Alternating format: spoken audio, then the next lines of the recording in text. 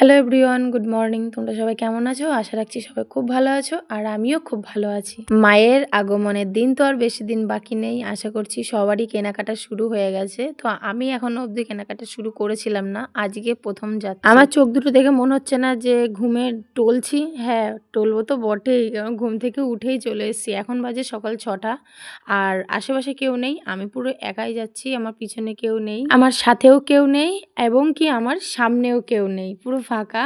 তো আমি কিন্তু একা যাচ্ছি না, সাথে আমার মা, দাদা, বৌদি সবাই আছে। তো সবাই একসাথে যাচ্ছি কেনাকাটি করতে অনেক সকালবেলা, কারণ ফাঁকা থাকবে এত সকালে। কাজের চাপে কখনোই এত সকালে যাওয়া হয়নি, তো এবার প্রথমবার যাচ্ছি এত সকালবেলা। তো গিয়ে দেখি কতটা ভিড় আছে। তো যাওয়ার আগে বলে দিই, আমি জামা কাপড় সবার জন্য কিনতে যাচ্ছি। তো কাদের কাদের জন্য কিনছি আর কি কি কিনলাম সেটা তোমাদের সঙ্গে শেয়ার করব।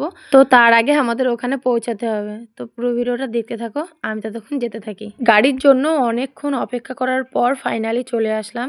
এটা একদম মেন গেট হাটের, আমাদের শান্তিপুর স্টেশন হাট। একদম শান্তিপুর স্টেশনের পাশেই কিন্তু এই হাটটা।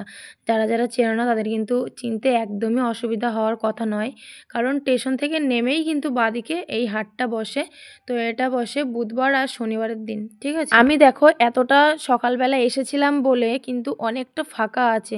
এখনো কিন্তু ব্যবসায়ীরা কাপড় জামা এখনো সাজানো হয়নি সবার। বাইরেটা দেখছো অনেকটা ফাঁকা, কিন্তু ভেতরে অনেকটা ভিড় আছে। কিন্তু দুপুরবেলা 12টা-1টার দিকে কিন্তু যথেষ্ট ভিড় থাকে, ঢোকার উপায় থাকে। আর এই পুজোর সিজনে তো বাচ্চা কাচ্চা নিয়ে আসার মতন পরিস্থিতি থাকে না, মানে বাচ্চা কাচ্চা অসুস্থ হয়ে পড়বে এরকম একটা ব্যাপার। তো যাই হোক, অনেক কথা বলে ফেললাম, এবার কাজের কথায় আসি।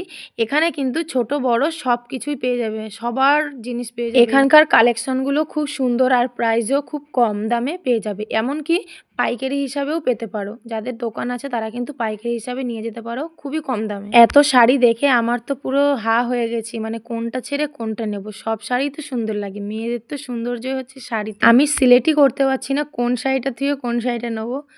তো মানে হাটের মধ্যে গেলে এরকম একটা ব্যাপার হয়ে যায়, কোন জামা ছেড়ে কোন জামা নেবো, আর কোন শাড়ি দেখলে কোন শাড়ি থেকে কোন শাড়ি নেবো, এরকম ব্যাপার হয়ে যায়।